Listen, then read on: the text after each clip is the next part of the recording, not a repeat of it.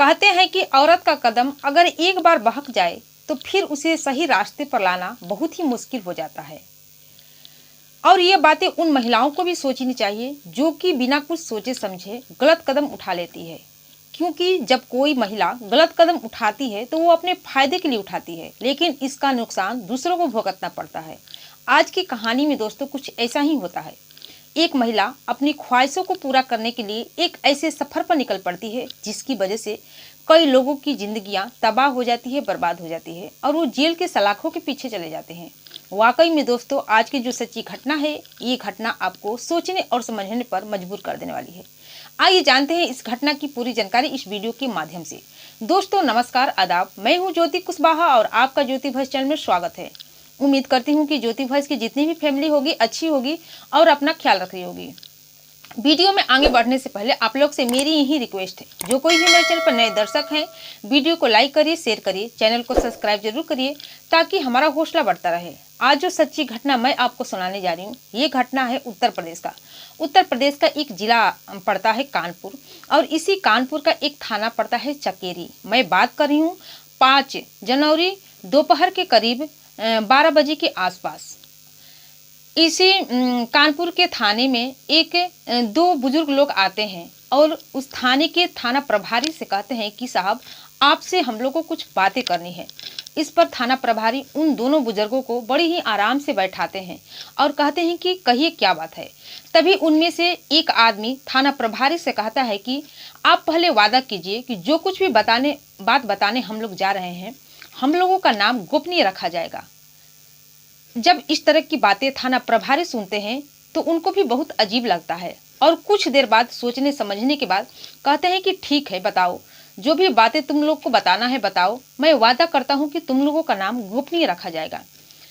इस पर एक बुजुर्ग बताता है कि साहब, हम लोग श्यामनगर के रहने वाले हैं और जहां पर हम लोगों का कमरा है उसी घर के बगल में एक और मकान है और वो मकान का मालिक है अजय, जो कि अजय उस मकान में नहीं रहता है बल्कि वो मकान किराए पर दे रखा है। और उस मकान में जो महिला और औरत रहते हैं उसके घर में ऐसी ऐसी औरतें और पुरुष आते हैं जिसको देखकर ऐसा लगता है कि मानो उस घर में सेक्स रैकेट चल रहा है। जब इस तरह की बातें दोनों बताते हैं तो थाना प्रभारी उन दोनों को छोड़ देते हैं और साथ में वादा भी करते हैं कि इस केस का खुलासा वो जरूर करेंगे। इसके बाद थाना प्रभारी इस बात को सुनकर उस मकान पर छापा नहीं मारते हैं बल्कि अपनी खबरियों को काम पर लगा देते हैं। जब अपनी खबरियों को काम पर लगाते हैं तो 2 घंटे का वक्त बीत जाता है। तभी एक खबरी थाने में आकर इस बात की पुष्टि करता है कि हाँ साहब, यह सच है। जब थाना प्रभारी को यकीन हो जाता है तो अपनी टीम के साथ श्यामनगर में जाते हैं और उस मकान पर छापा मारते हैं।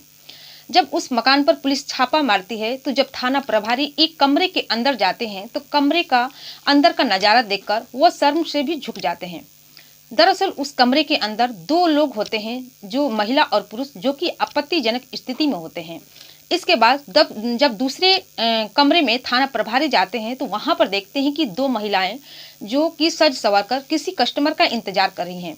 हालांकि वो महिलाएं थाना प्रभारी को देखती है तो भागने की कोशिश करती हैं, लेकिन तब तक पुलिस उनको पकड़ लेती है। इसके बाद सभी लोगों को पकड़कर पुलिस अपनी कस्टडी में लेती है और थाने लेकर आती है। थाने में आने के बाद सभी से उनका नाम और काम पूछती। तभी उन्हीं महिलाओं में से एक महिला, जिनका नाम होता है अनीता के पति का नाम होता है रघुविंदर शुक्ला, अपनी पूरी टीम के बारे में बताते हैं, अपनी पूरी गिरोह के बारे में बताती है। साथ में पुलिस इसकी सच्चाई जानने के लिए उस मकान के मालिक जो होते हैं अजय सिंह को बुलाती है और उससे पूछताछ करती है। इस पर अजय सिंह कहता है कि साहब, मैंने तो ये मकान किराए पर दे रखा है, मुझे क्या पता इसके अंदर क्या चल रहा है। यकीन मानिए, मुझे इसके बारे में कुछ भी नहीं पता। हालांकि पुलिस उनसे और भी कई सारे सवाल करती है, लेकिन पुलिस को जब यकीन हो जाता है कि इनको नहीं पता है कि इस घर में क्या हो रहा है, ये पूरी तरह से निर्दोष हैं, इसके बाद पुलिस अजय को छोड़ देती है। इसके बाद उन सभी जो लोग पकड़े जाते हैं उन्हीं में से पुलिस को यकीन हो जाता है कि इनका जो असली मालिक है इस गिरोह का, वो अनीता है और उसका पति राघविंदर शुक्ला है। इसके बाद दोनों पति पत्नी को एक कमरे में ले जाते हैं और इस कहानी के बारे में पूछने लगते हैं कि आखिर तुम लोग ये सरगना कैसे चलाते हो। इस पर अनीता एक ऐसी कहानी बताती है जिसको सुनकर पुलिस भी एक और गिरोह का भंडाफोड़ करती है। जो कि अनीता मूल रूप से उन्नाव जिले के अंतर्गत बेहटा गांव की रहने वाली होती है। अनीता अपने भाई बहन में सबसे बड़ी होती है। अनीता की बाद दो बहन होती है, एक का नाम होता है किरण और एक का नाम पूनम होता है और सबसे छोटा उसका भाई होता है।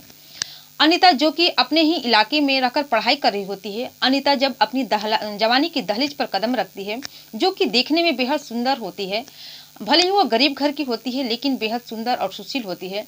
लेकिन जब वो अपने ही कॉलेज में पढ़ने लगती है तो उसी कॉलेज में से एक लड़के से उसकी दोस्ती हो जाती है।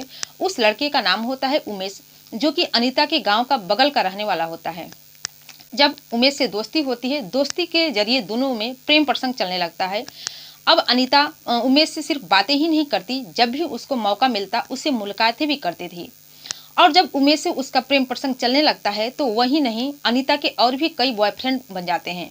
लेकिन जब इसकी जानकारी उसके पिता को लगती है तो उसके पिता के पैरों तले जमीन खिसक जाता है। दरअसल जिस रास्ते पर अनीता चल रही थी उसकी आदत उसकी बहन, दोनों बहनों की लग जाती है। वह उसकी बहन भी वही रास्ते पर चलने लगती है। अब उसके पिता को यकीन हो जाता है। वो अपनी बेटी को लाख समझाने की कोशिश करते हैं लेकिन अनीता अपनी जिद पर अड़ी रहती है। इधर जब उसके पिता को पता चलता है कि उसकी बेटी मानने वाली नहीं है और उसका घर उजड़ने वाला है, इसीलिए अनीता की शादी करने के लिए एक रिश्ते की तलाश करने लगते हैं।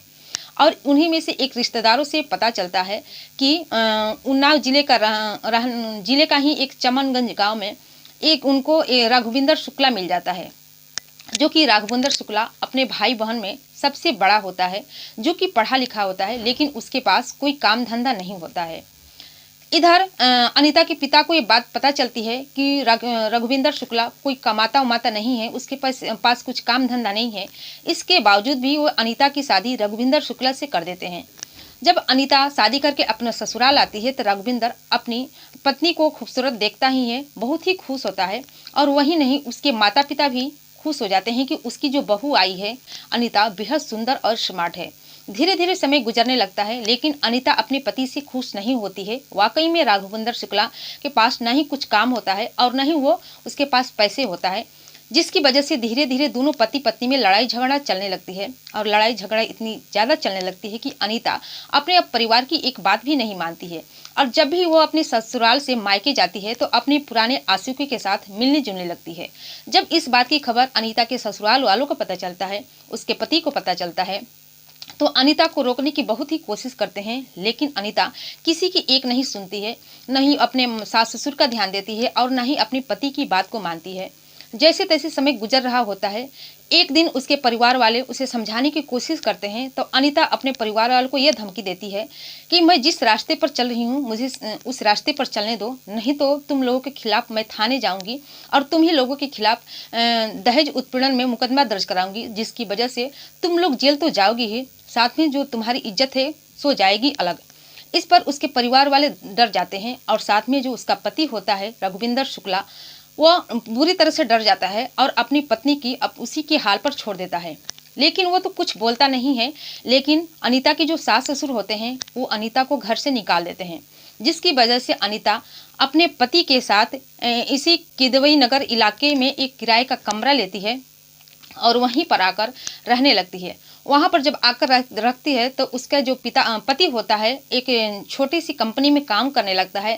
साथ में अनीता भी छोटी मोटी काम करने लगती है, जिसकी वजह से उसके खर्चे पूरे नहीं हो पाते हैं। हालांकि अनीता जो काम कर रही थी उसमें मेहनत बहुत ज़्यादा था लेकिन पैसे कम थे, जिस तरह से अनीता सोचने लगती है कि कैसे ही कम समय में ज़्यादा पैसा कमाया जाए, जिसकी वजह से अनीता सेक्स रैकेट में काम धंधा शुरू कर देती है, यानी कि धंधे वाली बन जाती है। दरअसल अनीता जो कि जवान तो थी ही, साथ में वो सुंदर भी थी। इस तरह से जब इस काम में उतरती है, दे धंधे के काम में उतरती है, तो कम समय में ही ज़्यादा पैसा कमाने लगती है। धीरे धीरे उसके पास बहुत ज़्यादा पैसा हो जाता है।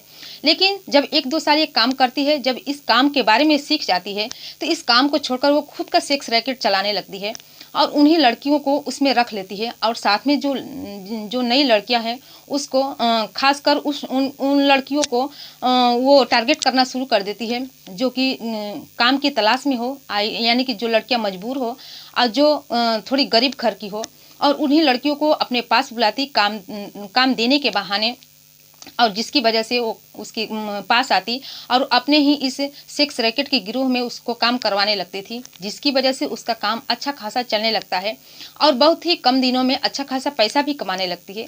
लेकिन अनीता जो ये काम कर रही थी, ये एक जगह पर नहीं करती, बल्कि 1 से 1.5 साल एक जगह पर करती, फिर अपना जगह बदल देती है। फिर एक दिन वो अपने पति के साथ इसी कानपुर का जो थाना होता है चकेरी थाने के ही श्यामनगर इलाके में आती है और अजय नाम का जो आदमी होता है, उसका मकान होता है, उसमें 15,000 रुपये का किराए पर एक मकान लेती है और उस मकान में यह काम धंधा शुरू कर देती है। जब यहाँ पर काम धंधा शुरू कर देती है तो अच्छा खासा यहाँ पर भी पैसे कमाने लगती है और यह काम जब वो शुरुआत करती है तो अपनी दोनों बहनों को भी नहीं छोड़ती है। जब उसकी दोनों बहन जो एक दिन उसके यहाँ घूमने आती है, तब तक दोनों बहनी की शादी हो चुकी होती है, लेकिन उनकी भी माली हालत ठीक नहीं होती है। जब उसके घर घूमने आती है तो वो दोनों बहनें उससे पूछती है कि आखिर तुम क्या कमाती हो, कैसे काम करती हो, जो कि इतने सारे पैसे कमा रही हो, तुम्हारी ज़िंदगी अच्छा खासा चल रहा है। क्योंकि जो काम अनीता कर रही थी उसकी दोनों बहनें को पता नहीं चलता है। इस पर अनीता पूरी कहानी बताती है और कहती है कि ये काम करोगी तो तुम लोग को अच्छा खासा पैसा मिलेगा। जब अनीता पैसे की लालच देती है तो उसकी दोनों बहनों भी इस काम करने के लिए तैयार हो जाती है और अपने पति के साथ इस गिरोह में शामिल हो जाती है। और 5 जनवरी को जब दोपहर के करीब जब पुलिस उस मकान पर छापा मारती है तो साथ में उसकी दोनों बहनें भी वहाँ पर मौजूद होती है। उस समय 6 लड़कियां और 2 आदमी और एक कस्टमर को गिरफ्तार किया जाता है और उन्हीं में से 3 लड़कियां होती है, जिसमें कि एक लड़की का नाम होता है नेहा जो कि कानपुर शहर की रहने वाली होती है। जब पुलिस अनीता से पूछताछ कर लेती है तब नेहा से उसके बारे में पूछती है तो नेहा बताती है कि साहब ये काम मैं अब मजबूरी में कर रही हूँ, बल्कि अपने मन से नहीं कर रही हूँ। मैं काम धंधा की तलाश में थी, जिसकी वजह से अनीता मुझे काम देने के बहाने अपने झांसे में लेकर आ गई और मुझे इस गिरोह में उतार दी, जिसकी वजह से मैं काम कर रही हूँ। और हालांकि मैं ये काम छोड़ने की बहुत कोशिश की, इस पर अनीता मुझे धमकाती है कि जब तुम ये काम छोड़ दोगी तो हमारे पास तुम्हारे कुछ अश्लील वीडियो और फोटो है, मैं सोशल मीडिया पर पोस्ट कर दूंगी, जिसकी वजह से तुम्हारी इज्जत की धज्जियां उड़ जाएंगी। जब इस तरह से पूरी कहानी पुलिस वालों को पता चलता है तो पुलिस भी हैरान परेशान हो जाती है।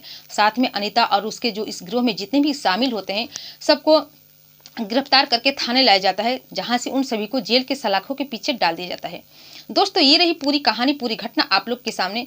इस घटना के बारे में आप क्या सोचते हैं? आप अपनी राय हमें कमेंट सेक्शन में जरूर बताइएगा। और ये घटना सुनाने का उद्देश्य आपको दुखी करना, परेशान करना नहीं है, बल्कि जागरूक करना है, सचेत करना है कि आप भी सावधान हो जाए, सतर्क हो जाइए। और जाते जाते मैं आप लोग से ये भी कहूँगी कि जो कोई भी मेरी वीडियो जहाँ से भी देख रहे हैं, अपना नाम और अपने जगह का नाम कमेंट सेक्शन में ज़रूर बताएं, ताकि आने वाली अगली वीडियो में आप लोग का नाम ले सकूं और मुझे नाम लेने में बेहद खुशी हो। फिर मिलती हूँ दोस्तों अगले दिन नई कहानी के साथ, नई घटना के साथ। तब तक के लिए जय हिंद, जय भारत।